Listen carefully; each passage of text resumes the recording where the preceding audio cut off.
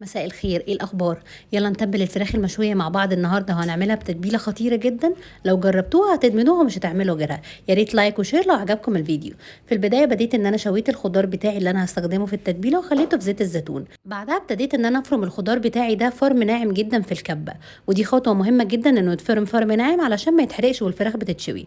وابتديت بعدها ان انا ضفت عليه ميه البصل، وضفت عليه كمان خل وليمون علشان التتبيله تكون قويه، وضفت عليه من زيت الزيتون اللي كان الخضار موجود فيه اصلا. وزي ما قلت لكم ضفت الخل والليمون، وابتديت ان انا اضيف عليه البهارات بتاعتي. ضفت ملح وفلفل، وضفت بابريكا وسبع بهارات. بعدها بنقلب التتبيله كلها ببعض لغايه ما الباودر بتاع البهارات كله بيختفي علشان ما يتحرقش برده في التتبيله. وبنبتدي اننا ننزل عليه الفراخ اللي احنا بنكون عاملين فيها الفتحات دي، بحيث ان التتبيله تتشربها كلها وتدخل فيها كلها. شوفوا لون التتبيله عامل ازاي يا جماعه، وكانت ريحتها خطيره جدا من قبل ما تدخل الفرن ولا قبل ما تستوي. بعدها بنسيب الفراخ في التتبيله. انا سبتها فيها لمده ليله كامله، تقدروا تسيبوها اقل حاجه ساعتين.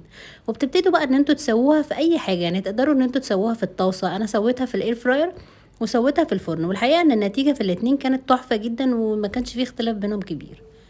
وهنا كنت بدهن الفراخ بالتتبيله بتاعتي بحيث ان هي تكون يعني واخداها كلها من فوق وتحت وكله، وتتغلب بيها. شوفوا شكلها خطير ازاي اول ما طلعت. طبعا الاير فراير بتاخد فيه وقت اقل في التسويه، علشان طبعا امكانيات الاير فراير اعلى من الفرن.